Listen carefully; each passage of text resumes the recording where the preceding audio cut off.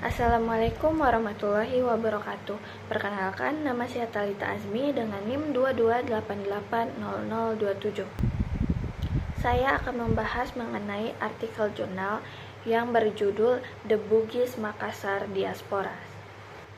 Nah, artikel jurnal yang berjudul The Bugis Makassar Diaspora ini ditulis oleh Leonardo Andaya. Jurnal ini terbit di Journal of the Malaysian Branch of the Royal Asiatic Society pada tahun 1995 dengan volume 68 nomor 1 halaman 119 sampai 138. Latar belakang dari artikel ini adalah pada abad ke-16 hingga abad ke-18, wilayah Sulawesi Selatan mengalami perubahan besar akibat tekanan perang dan dominasi bangsa Eropa, khususnya Belanda, untuk menguasai perdagangan rempah-rempah. Kemudian, kerajaan Gorontalo yang saat itu menjadi pusat kekuasaan Makassar kalah dalam perang melawan VOC Belanda dan memicu arus besar pengungsian rakyat Sulawesi Selatan termasuk Bugis dan Makassar ke berbagai daerah di Nusantara seperti Jawa, Sumatera, Kalimantan, dan Semenanjung Melayu. Dari pergerakan ini terdapat dua cerita yang sangat berbeda. Pertama, diaspora Makassar yang mengalami kegagalan.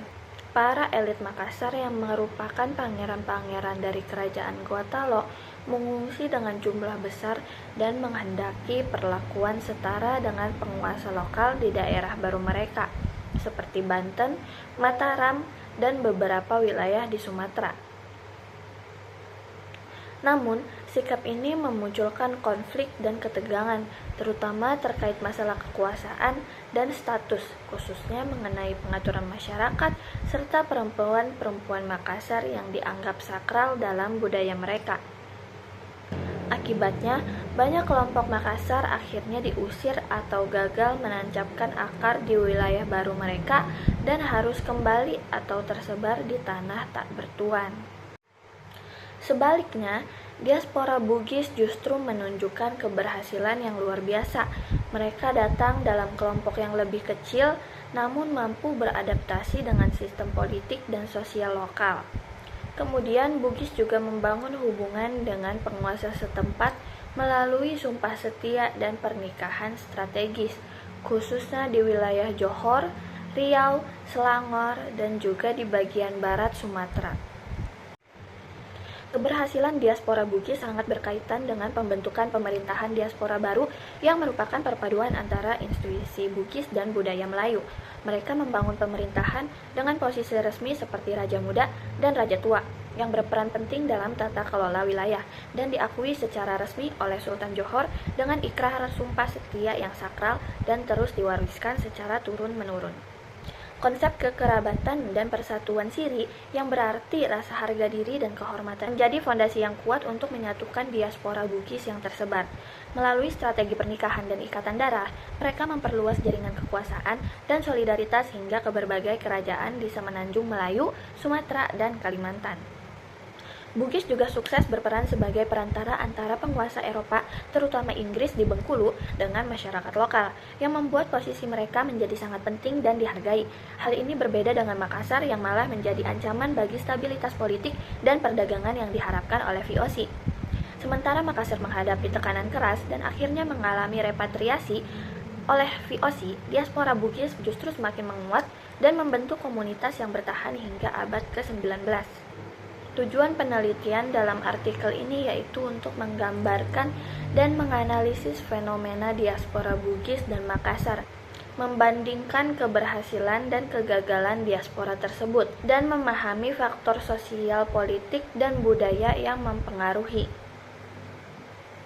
Artikel jurnal ini menggunakan metode yaitu kajian sejarah kualitatif dengan analisis sumber sejarah Belanda, Melayu, dokumen lisan, serta manuskrip Bugis.